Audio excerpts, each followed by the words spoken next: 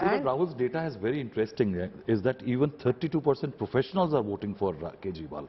You know, 52% of those who have not gone to school, but 32% of those with professional degree are also voting for Kejriwal. No, but there's a huge, 1 minute. There's a 19, 1 minute. Yeah. The BJP is getting 51% vote among professional degrees versus 32% that AAP is getting. There's a 19% difference. On the other hand, those not gone to school, AAP is getting 52 and BJP 28. That's a 24% difference. So it almost seems like there are two Delhis. One of the lower income groups who are reposing their faith in Kejriwal, and those who are slightly more affluent who perhaps have issues with it. But there is a remarkable thing which you can see in this survey report, that BJP is not getting votes in the slum areas. That's right. We'll come to it. Yeah. So, but just imagine the BJP squander here. Everywhere else, in UP, in Bihar, in Gujarat, they have poor people voting for them. In Delhi, they seem to be an Amiroo ki party, whereas the Garib, the poor, the ones who really matter in an election are on the side of the Aam Aadmi Party. I want to show you how this plays out across age categories. So if you see, the younger a voter, the higher the propensity to vote for the Aam Aadmi Party in Delhi. The older the voter, the more the probability of voting for the BJP. And this again is interesting. Those above 61 have voted for the BJP, 46 versus 34 for the Aam Aadmi Party. The Congress is a lost cause in Delhi, just about 10% aggregate vote. 51 to 60, 38% for BJP, 36% for AAP. But as you come down amongst those who are 18 to 25, 49 for AAP, 36 for BJP, a 13% gap. Preeti tracks the Aam Aadmi Party. Now this is great news. The AAP doing to the BJP what the BJP has done to other parties by making their vote bank rock solid amongst the poorest of the poor. Amongst the poorest of the poor and the young. Even if you look at the voting percentage which Rajdeep was pointing out, in say the affluent colonies of Delhi, in South Delhi, abysmal. But where has it picked up? In East Delhi. Where does Arvind Kejriwal's vote bank lie? In East Delhi. So East Delhi is voted en masse and East Delhi is voted well.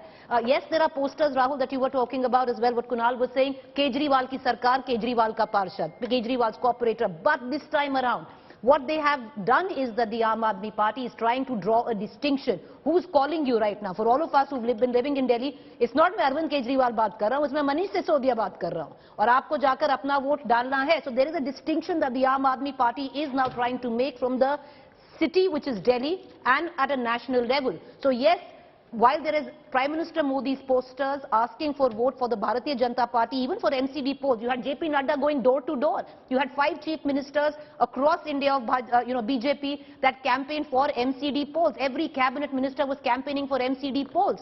On the other hand, you have a Kejriwal who's asking for the votes, but that team B, which Kunal was talking about, headed by Manish Sisodia, has 3 key people, Atishi, it has Saurabh Bhardwaj, and it has Durgesh Pathak. Now, whatever goes down in MCD polls will be at the doorstep of this team B. And if you look at it, this is actually a moment for Manish Sisodia, the deputy, to step up and say, I can take charge of Delhi.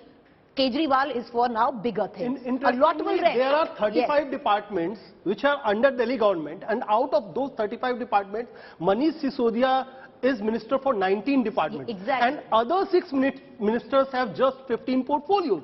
So it's a clear-cut thing that Manish Sisodia is now going to take charge of Delhi, as Arvind Kejriwal is set for the next Make no mistake, the vote in Delhi for AAP's Parshads or their candidates is in the name of Kejriwal.